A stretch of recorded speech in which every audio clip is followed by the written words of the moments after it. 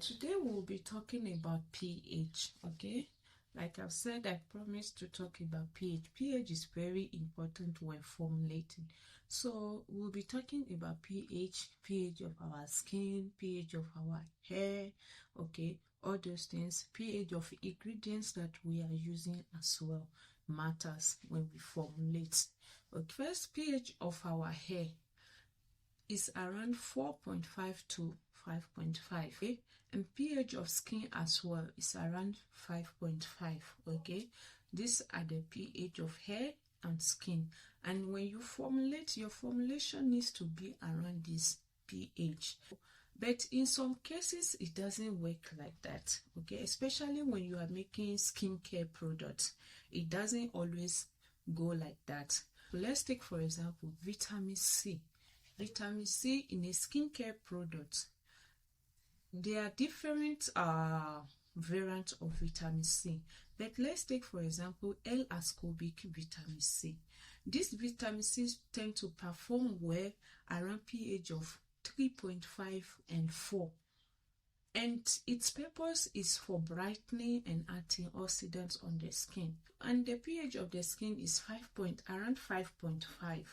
Will you leave your pH in 5.5 or the pH of vitamin C?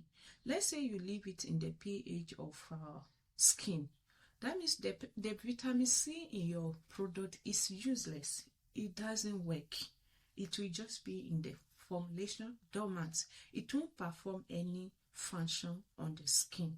Okay, but when you bring the pH down to the pH of vitamin C, in as much as pH of skin is 5.5, when you bring it down to pH of vitamin C, which is between 3.5 and 4, then you get to see the effect on the skin.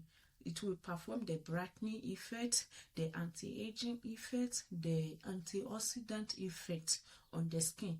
But it's not the pH of skin, but that's the pH it works best in. So we need to leave the pH at the pH of that ingredient because we want that effect on our skin, not the pH of skin, okay? So other ingredients has a broad pH. They work from maybe pH of 3.5 to 9, pH of 5 to 8, or pH of 4 to 6. In that case, we can leave the pH at the pH of skin because they are within the pH. Their range covers the pH of skin as well. So we can decide to leave those products in the pH of skin, okay? And then in that way, they will function because the pH of skin is within their pH they are working. Okay, another example is, let's take for another example of vitamin C variant, which we call SAP or MAP. Okay, you can go ahead research on their full meaning, okay, or I will state them in the description below.